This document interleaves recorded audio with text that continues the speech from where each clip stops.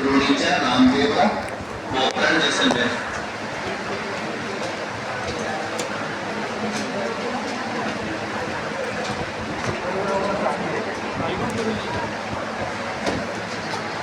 रोणीच्या रामदेवरा पोखरण जैसलमेर।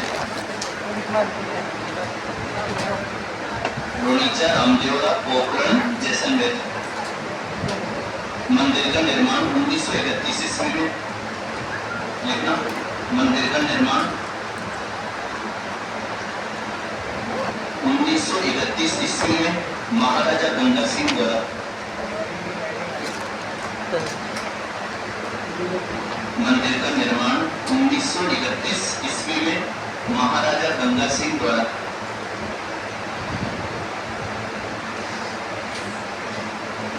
महाराजा गंगा सिंह द्वारा।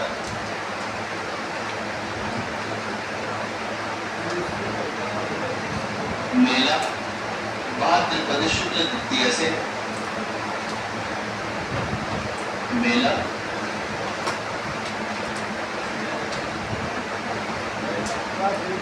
भाद्रपद शुक्ल तृतीया से एकादशी तक।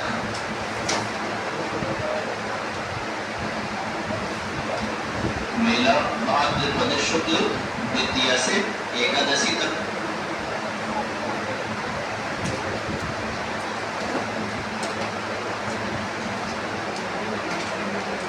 भाद्रपद शुक्ल तृतीया से एकादशी तक। मेले की दो मुख्य विशेषताएं।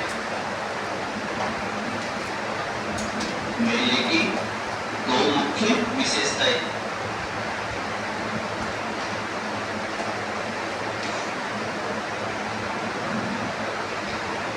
मेले की दो मुख्य विशेषताएं।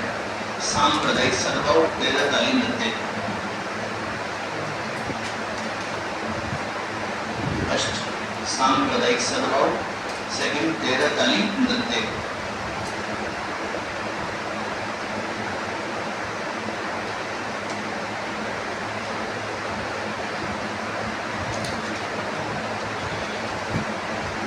सांप्रदायिक सद्भाव, तेरह ताली नृत्य। मेले का उपनाम मारवाड़ का कुंभ।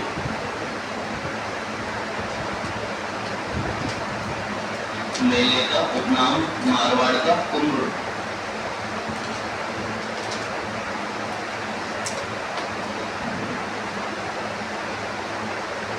मेले का उपनाम मारवाड़ का कुंभ। मारवाड़ का कुंभ। रामदेव जी के अन्य मंदिर।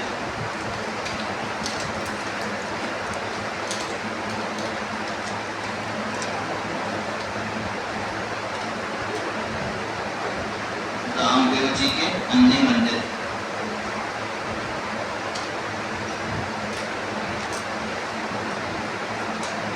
फर्स्ट सूरतखेड़ा चित्तौड़। सूरतखेड़ा चित्तौड़।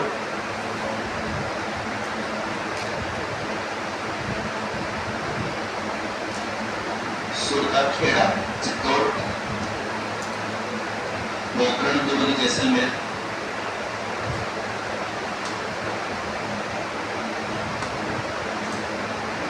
सूरतखेड़ा चित्तौड़, पोखरण दुर्ग जैसलमेर।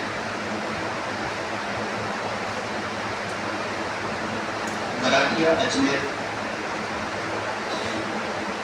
बराटिया अजमेर।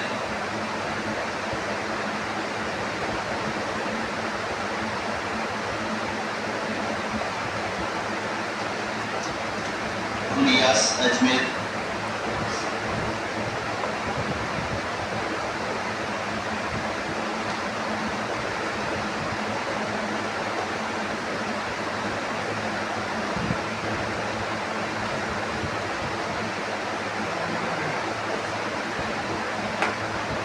छोटा रामदेवरा गुजरात।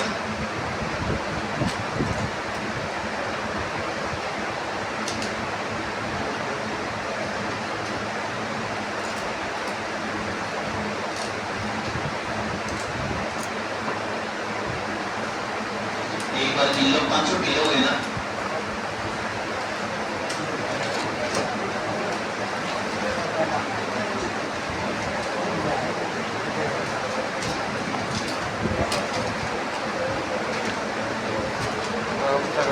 हो गए ना?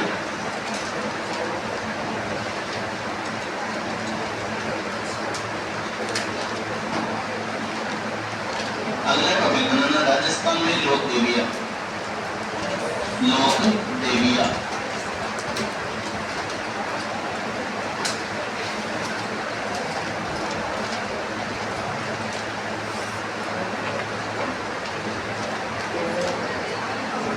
लोक देविया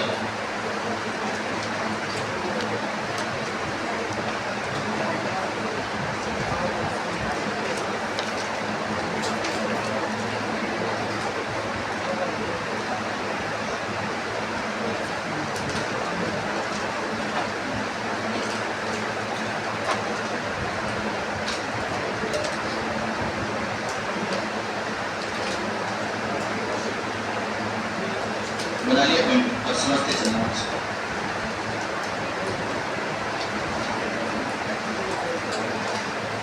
देखो आप ये समझना, यदि क्वेश्चनों के आधार पर अपन लोक देवियों को बांटे ना, तो लोक देवियों को अपन 2 भागों में बांट सकते हैं। कितने भागों में? 2 भागों में। 2 भागों में सबसे पहला जो भाग है वो प्रतिमाएं जो नरकासुर मर्दनी है, वो प्रतिमा राजस्थान में जो कौन सी मर्दनी है, जो जिसके चरणों में नरकासुर राक्षस गिरा हुआ है, तो फिर वो प्रतिमा नरकासुर मर्दनी प्रतिमा। और दूसरी देवी की जो प्रतिमाएं हैं वो है महिषासुर मर्दनी। राजस्थान में देवियों की जो मूर्तियां है वो 2 भागों में बटी हुई है। एक मूर्ति तो है जो बिल्कुल सामान्य है क्या, और दूसरी मूर्तियां, एक मूर्ति तो नरकासुर मर्दनी है और दूसरी नरकासुर मर्दनी में राजस्थान में सिर्फ सिंगल मूर्ति है जो 8 भुजाओं वाली है, वो देवी है दोस्तों, जिसका नाम है केला मैया। कौन सी मैया? ये नरकासुर मर्दनी वाली प्रतिमा है केला मैया की, और कितने भुजाओं वाली? 8 भुजाओं वाली मूर्ति है। महिषासुर मर्दनी की राजस्थान में 3 प्रकार की मूर्तियां है। सबसे पहले नंबर पे बात करें तो 8 भुजाओं वाली मूर्तियां है। कितने भुजाओं वाली? किसकी? 8 भुजाओं वाली बहुत सारी मूर्तियां। जैसे सबसे पहले नंबर पे बात करो आप तो जीण माता। कौन सी माता? दूसरे नंबर पे दोस्तों शिला देवी। कौन सी? तीसरे नंबर पे सचिया। कौन सी माता? चौथे नंबर पे अंबिका माता। कौन सी माता? और 5वें नंबर पे तुलजा भवानी। ये 5 ऐसी देवियां है जिनकी मूर्तियां 8 भुजाओं वाली है और महिषासुर मर्दनी की प्रतिमाएं हैं। किसकी? दूसरे नंबर पे देवी है जो 18 भुजाओं वाली प्रतिमा है दोस्तों। कितने भुजाओं वाली? 18 भुजाओं वाली प्रतिमा किसकी है? महिषासुर मर्दनी की प्रतिमा है क्या। तो राजस्थान में एकमात्र देवी है जिसको बोलने में तुरताई माता कहते हैं। अपने यहाँ की बात करें तो अपन को त्रिपुरा सुंदरी कहते हैं। अरे बंधु क्या बोलते हैं? त्रिपुरा सुंदरी। कौन सी माता? तुरताई माता। एक ऐसी देवी अपने पास जो 54 भुजाओं वाली है, जिसके 10 तो सिर हैं और भुजाएं कितनी हैं? 54। तो फिर वो देवी है जिसका नाम है सुगाली माता। कौन सी माता? सुगाली माता। ये समझने की दृष्टि से अपन इनको इस प्रकार से 2 भागों में बांट सकते हैं। एक वाला पार्टीशन तो कौन सा है? नरकासुर मर्दनी, और दूसरा पार्टीशन महिषासुर मर्दनी। नरकासुर मर्दनी की सिर्फ एक ही प्रतिमा है, वो भी 8 भुजा वाली केला मैया। महिषासुर मर्दनी के 3 कंसेप्ट है, 8 भुजा वाली, 18 भुजा वाली और 54 भुजाएं और 10 सिर वाली। तो 8 भुजा वाली 5 देवी है अपने पास, अंबिका और ये इस वजह से कर रहा हूँ आपसे ऐसे बातें।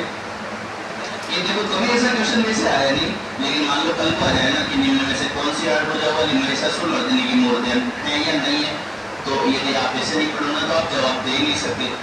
क्यों तो पढ़ाते पढ़ाते भूल जाते हैं, बातें इतनी आती है। आज ये माता को पढ़ाएंगे, पढ़ाते पढ़ाते नहीं रहता यार, वो सिपा में नहीं रहता वो सिपा प्यारी 8 बजे वाली महिषासुर मर्दनी की प्रतिभा है।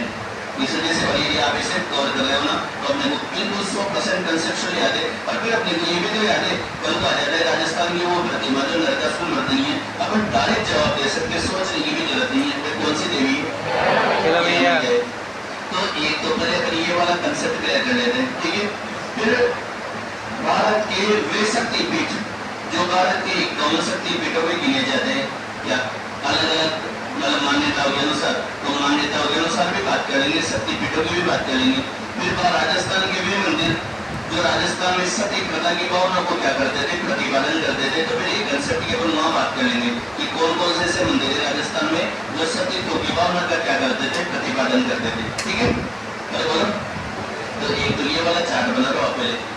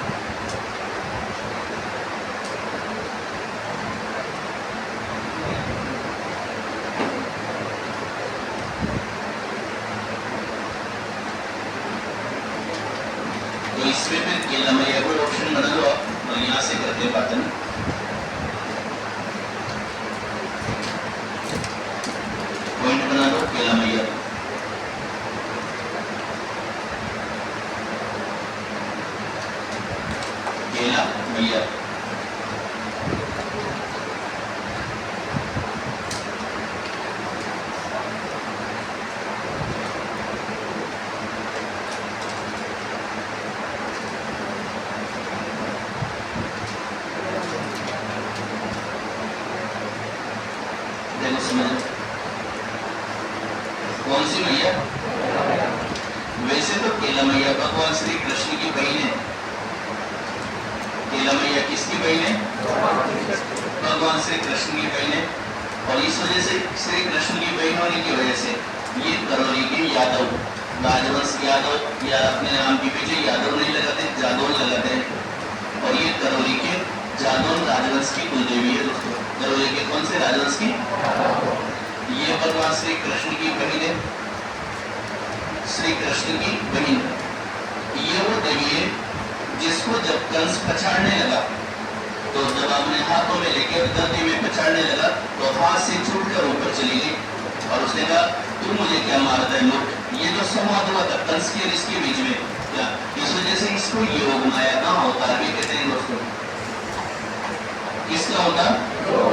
जब ये भगवान विष्णु के पास चले गए, प्रभु मुझे अब क्या आज्ञा है, तो उन्होंने कह दिया तुम त्रिकूट पर्वत पर चल जाओ और तुम वहां तपस्या करते रहना। जब नरकासुर नामक राक्षस का जन्म होगा तो तुम्हें नरकासुर का संहार करना है क्या, और आगे चलकर तुम नरकासुर मर्दिनी के रूप में पूजी जाओगी। और फिर बाद में ये इस त्रिकूट पर्वत पर आगे और हजारों सालों तक तपस्या करती रही। इस वजह से इसको नरकासुर मर्दिनी भी कहते हैं दोस्तों। कौन सी मर्दिनी? ये इसे टेढ़ी गर्दन वाली देवी भी कह सकते हैं। कौन सी गर्दन? इसे टेढ़ी गर्दन वाली देवी भी कह सकते हैं, टेढ़ी गर्दन वाली देवी, क्योंकि इसकी गर्दन तो राजस्थान में दो ऐसी देवी है जिनकी गर्दन टेढ़ी रह गई। शीला देवी की गर्दन भी टेढ़ी है क्या? क्योंकि जब महाराजा मानसिंह का शव शीला देवी के सामने होकर निकला तो शीला देवी को महाराजा मानसिंह से इतना प्रेम था कि गर्दन टेढ़ी रह गई क्या, तब से गर्दन टेढ़ी है। वरना जब बंगाल की पुस्तकों में शीला देवी की बात करें तो शीला देवी की गर्दन टेढ़ी नहीं थी क्या, क्योंकि वो तो बंगाल के शासकों की कुलदेवी हुआ करती थी, ऐसे कैसे इसकी गर्दन भी बहुत टेढ़ी गर्दन है। इस देवी के मेले के अवसर पर लांगोलिया गीत गाया जाता है, इस वजह से इसको अंजना का अवतार भी कहते हैं दोस्तों। इसको किसका अवतार? इसे अंजना का अवतार भी माना जाता है। मंदिर की बात करें तो मंदिर त्रिकूट पर्वत करौली में ये मंदिर बना हुआ है। नदी की बात करें तो कौन सी नदी? काली सील नदी के किनारे इसका मंदिर बना हुआ है करौली में। वैसे ही वो प्रॉपर करौली में नहीं है, करौली से थोड़ा सा आगे मंदिर है इसका।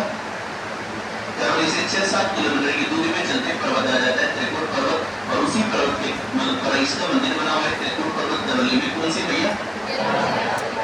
मंदिर के निर्माण के विषय में बहुत दिक्कत है। कुछ लोगों का मानना है कि ये जो मंदिर है वो यहाँ के शासकों ने इस मंदिर का निर्माण कार्य करवाया होगा। करौली के यादव वंश के राजाओं ने, महाराजा राघवदास ने मंदिर के निर्माण कार्य को प्रारंभ करवाया। कुछ लोगों का मानना है कि नहीं, क्या यहाँ एक साधु रहा करता था केदारगिरी, जिसको एक प्रतिमा मिली थी और बाद में उसने प्रतिमा को स्थापित किया। और वहाँ कुछ भी नहीं लिखा हुआ, वहाँ लिखा हुआ है कि आसपास के 14 गांव के लोगों ने अपने पैसे को इकट्ठा करके और इस देवी के मंदिर का निर्माण कार्य करवाया। इस वजह से निर्माण के विषय में हमेशा भ्रांति बनी रही। इस देवी के हाथ दिन तक किसी भी प्रकार का कोई मांस वगैरह इनका भोग नहीं लगाया गया। इस वजह से इस देवी को राजस्थान में सात्विक देवी भी कहते हैं। इसके कोई मांस वगैरह इस प्रकार का कोई भोग नहीं लगाया गया, इस वजह से इसको क्या कहते हैं? अरे बोलो, सात्विक देवी भी कहा जाता है। इसका जो मेला लगता है, इसका वर्ष में एक ही बार मेला लगता है, वो भी चैत्र महीने की शुक्ल पक्ष की अष्टमी को। और इस मेले में लांगोलिया गीत गाए जाते हैं। इस मेले में कौन से गीत? अभी लांगोलिया और अंजना माता का कंसेप्ट समझना है आपको।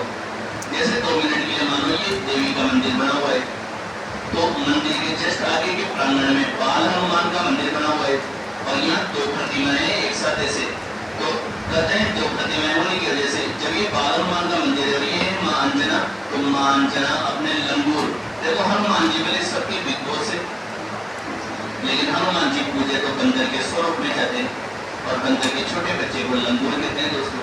और माँ अंजना अपने लंगूर के लिए क्या गा रही है? लांगोलिया गा रही है। ये क्या गा रही है?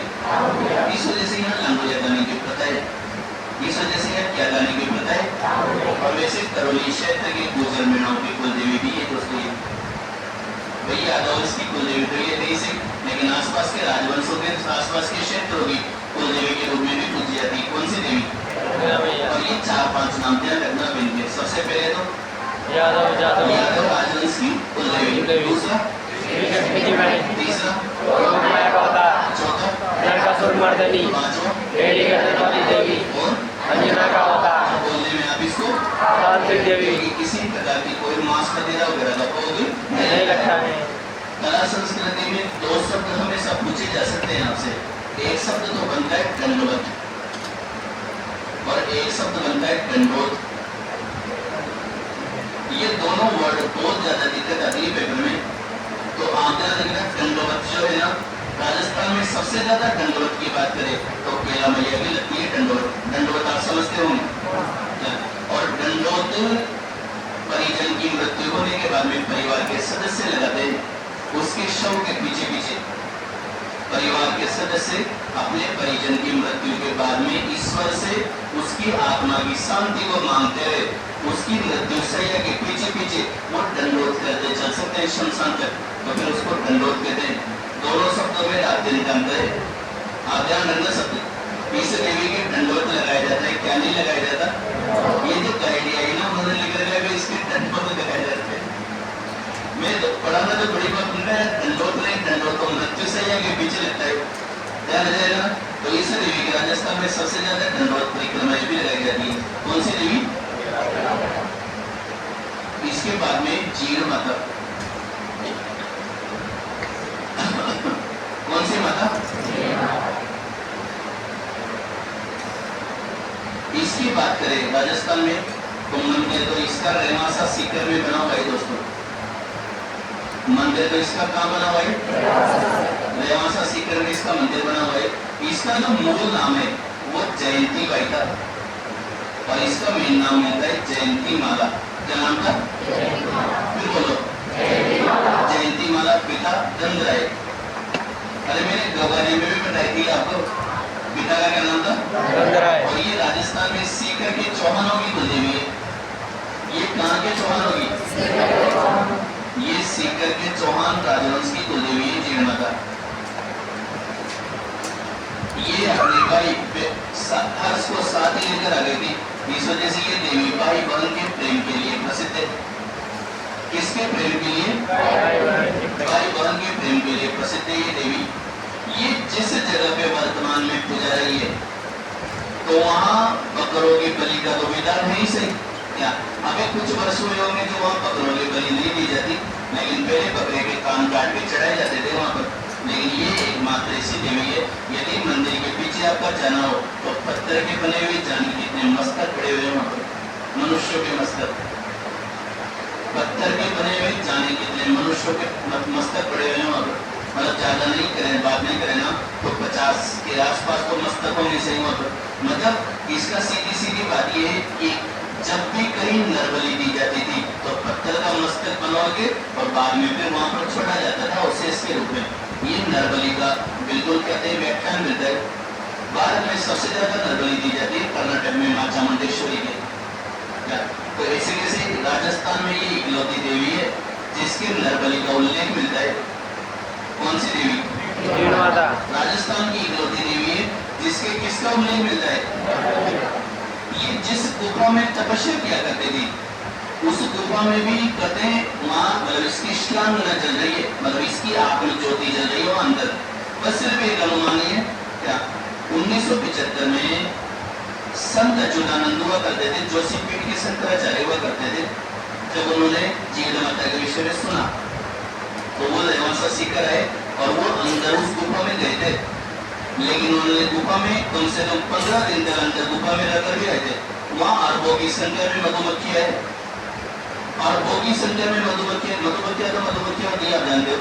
अंदर गए थे और वापस अंदर से वापस में आए थे। बाद में उनसे बहुत पूछा लेकिन उन्होंने कुछ भी नहीं बताया। क्या तो उन्होंने कुछ भी एक शब्द भी उच्चारित नहीं कि अभी मेरी क्या बात हुई और एक भी मधुमक्खी ने उनको काटा नहीं। कम से कम उस गुफा में वो 15 दिन तक रहकर आए थे दोस्तों।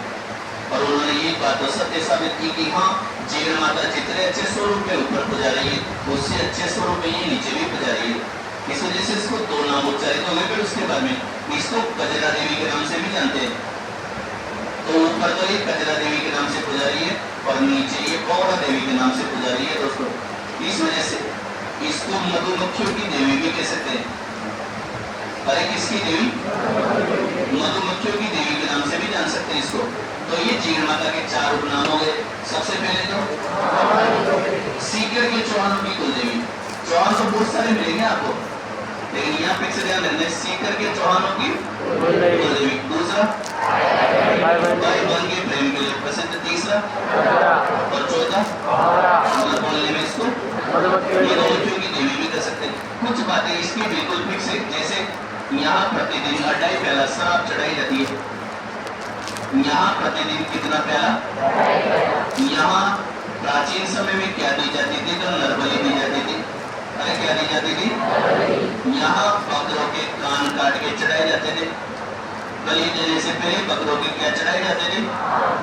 क्या आज भी इसका जो गीत है वो चिरजा कहलाता है, जिसको राजस्थान में कनपटे जोगी कहते हैं। इसके गीत को कनपटे जोगियों के द्वारा गाया जाता है। और वैसे आपको याद है इसका गीत राजस्थान में सबसे लंबा है, कम से कम 4.5-5 घंटों का गीत है इसका। तो इसका गीत राजस्थान में सबसे लंबा गीत है। इसके बाद में दूसरा लंबा गीत फिर ब्यावला है। ब्यावला किसका है?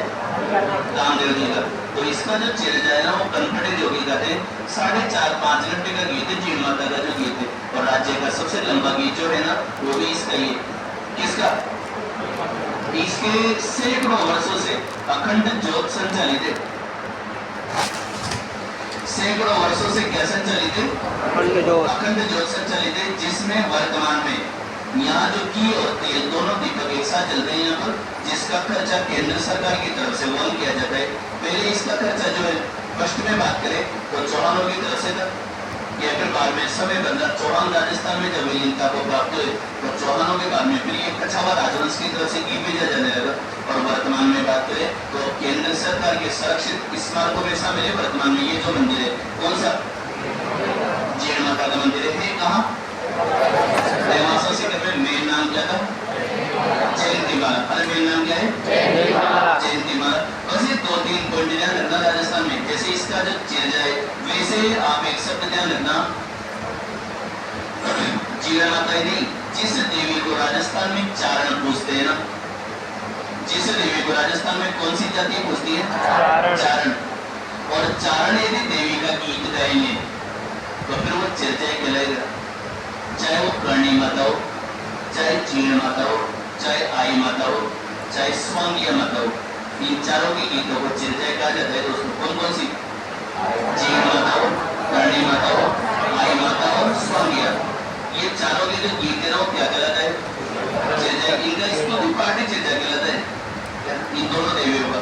तो इन चारों देवियों का तो जीण माता का मंदिर कहाँ पर हो गया? रेवासा सीकर। एक चीज तो एक बात तो बिल्कुल फिक्स है इसे, तब ये 8 भुजाओं वाली महिषासुर मर्दिनी की प्रतिमाएं। 8 भुजाओं वाली कौन सी माता? जीण माता। जीण के बाद में अपन एक देवी और देख लेते हैं, कौन सी? शिला देवी। वैसे अपन इन दोनों को लिख लेते हैं, पहले समय मिलेगा तो शिला देवी देख लेंगे।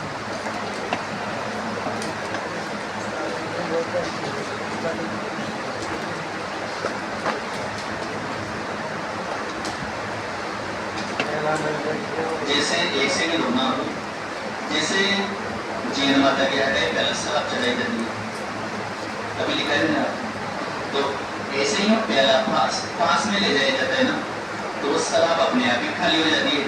जैसे आपके पास में चाय का कप आता है ना, तो कप अपने आप खाली हो जाता है, नहीं होता क्या? सांस के जरिए आता है कप अंदर। आप पानी पीते हो, चाय पीते हो, जिसमें अंदर नहीं है क्या? अरे हाँ या ना? तो ऐसे कैसे स्पीड से वो खाली हो जाता है। ऐसे कैसे? आप ऐसे नहीं सोचना कहीं प्याला ऊपर से डाला जाता है, पूरा प्याला नीचे आ जाएगा। मूर्ति शराब को सौंप लेती है, वरना मूर्ति ने कपड़े पहन रखे हैं क्या? लेकिन जैसे मनुष्य शराब पानी पीते हैं ना, वैसे कैसे देवी की शराब के प्याला चढ़ता है, वैसे कैसे अंदर चल जाता है पूरा प्याला, एक बूंद भी ऊपर नीचे नहीं होती। और बड़ा साफ करके नीचे से प्याला और ऐसे कैसे रखा जाता है। मैंने प्याला चढ़ते हुए देखा, इस वजह से बोल रहा हूँ मैं आपको, वरना मेरे को किसी ने पूछा था ऐसे प्याला चढ़ाते होंगे वो मूर्ति में, तो फिर ऐसे प्याला डाला फिर नीचे आ जाता होगा, तो फिर कपड़े चेंज होंगे, लेकिन ऐसा कुछ भी नहीं है। जैसे कैसे प्याला सौंप लेती है प्रतिमा जो है, इसलिए अब फिर से बिल्कुल अड्डे पहला शराब चढ़ने का रिवाज है, आधा आधा पहला 5 बार चढ़ते। नाइट में सोते समय भी देवी प्याला पे करी सोती है। कौन सी बता लिखा पे केला मैया।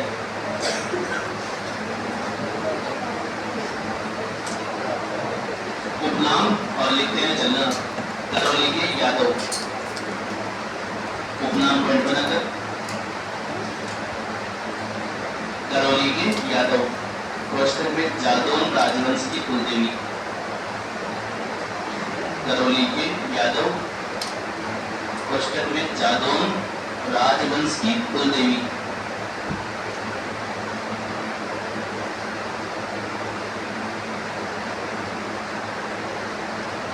जादौन राजवंश की कुलदेवी।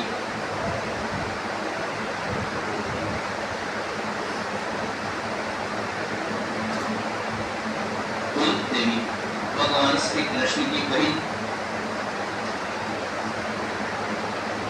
भगवान श्री कृष्ण की बहन।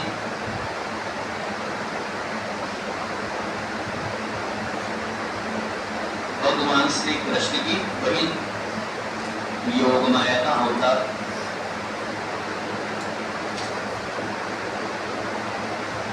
योग माया का अवतार।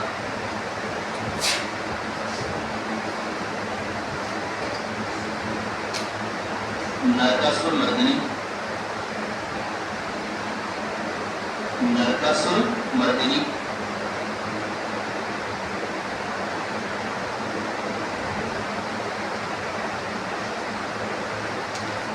टेढ़ी गर्दन वाली देवी, टेढ़ी गर्दन वाली देवी।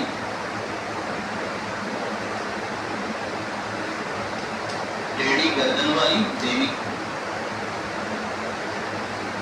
अंजना माता का अवतार।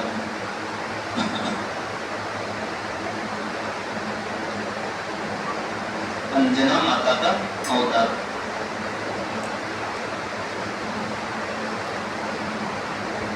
अंजना माता का अवतार। सात्विक देवी, सात्विक देवी। सात्विक देवी। मंदिर त्रिकूट पर्वत, मंदिर त्रिकूट पर्वत, काली सील नदी के किनारे करौली। मंदिर त्रिकूट पर्वत, काली सील नदी के किनारे करौली।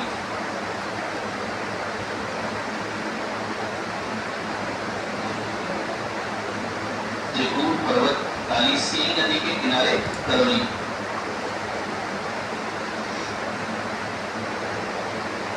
मेला चैत्र शुक्ल अष्टमी को।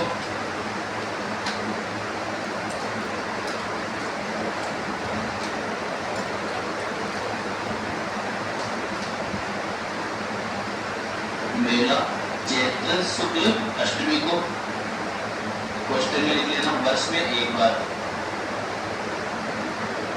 चैत्र शुक्ल अष्टमी को वर्ष में एक बार, वर्ष में एक बार।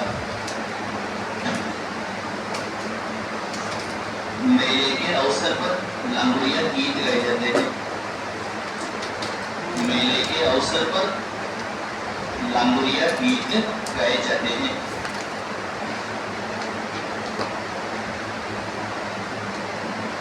मेले के अवसर पर लांगुड़िया गीत गाए जाते हैं। लांगुड़िया गीत गाए जाते हैं, गीत गाए जाते हैं। लांगुड़िया गीत गाए जाते हैं। नेक्स्ट जीण माता,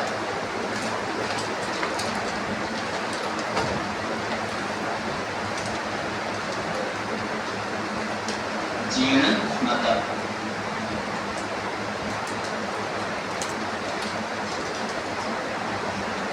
नाम सीकर के चौहानों की कुलदेवी।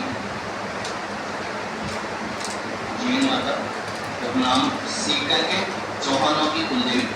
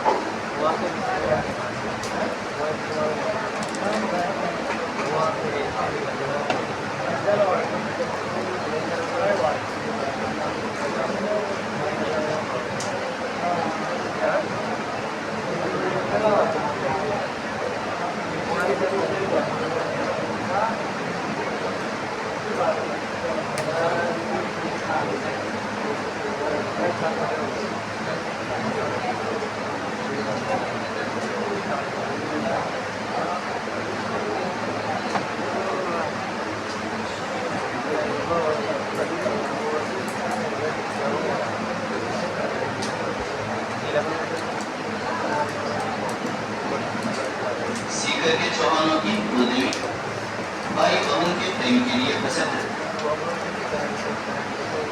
भाई बहन के प्रेम के लिए प्रसिद्ध,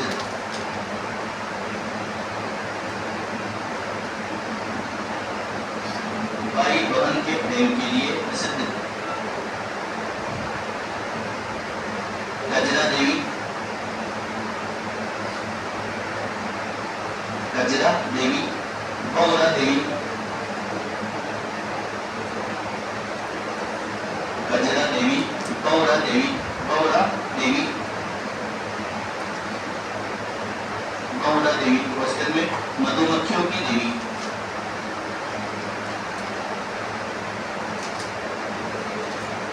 मधुमक्खियों की देवी,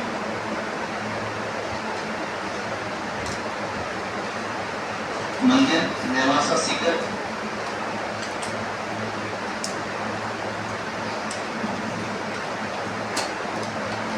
मंदिर रेवासा सीकर,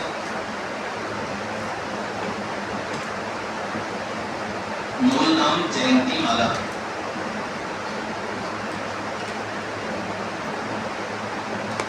मूल नाम जयंती माला, जयंती माला, पिता दंडराय, पिता दंडराय, दंडराय,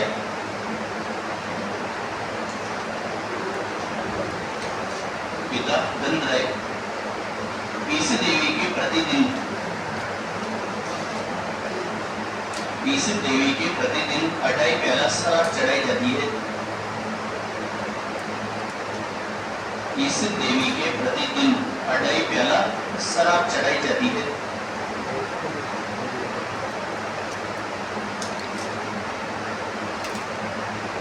प्रतिदिन 2.5 प्याला शराब चढ़ाई जाती है।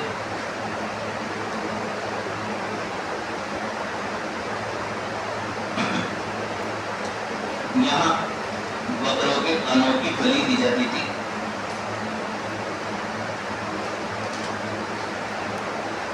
यहाँ बकरों के कानों की बलि दी जाती थी,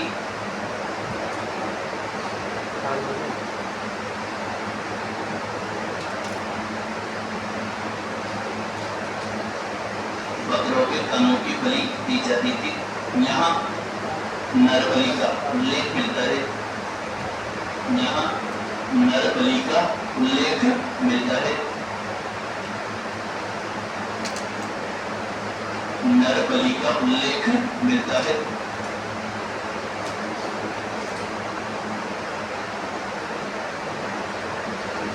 इस देवी का गीत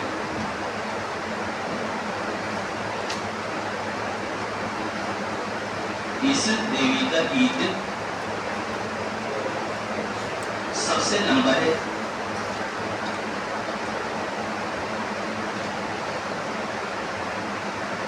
इस देवी का गीत सबसे लंबा है, इस देवी के गीतों को चर्चा कहते हैं, इस देवी के गीतों को जिरजा कहते हैं। इस देवी के गीतों को जिरजा कहते हैं। जिरजा कहते हैं जो कनपटे जोगियों द्वारा गाए जाते हैं। जो कनपटे जोगियों द्वारा गाए जाते हैं। कनपटे जोगियों द्वारा गाए जाते हैं। कनपटे जोगियों द्वारा गाए जाते हैं।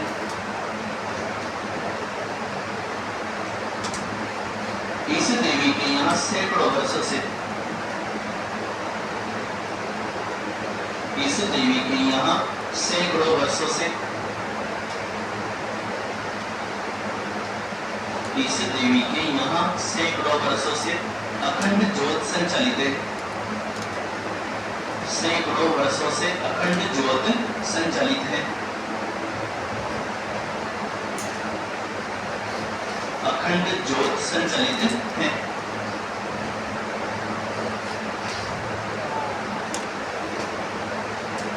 कल करेंगे फिर बात।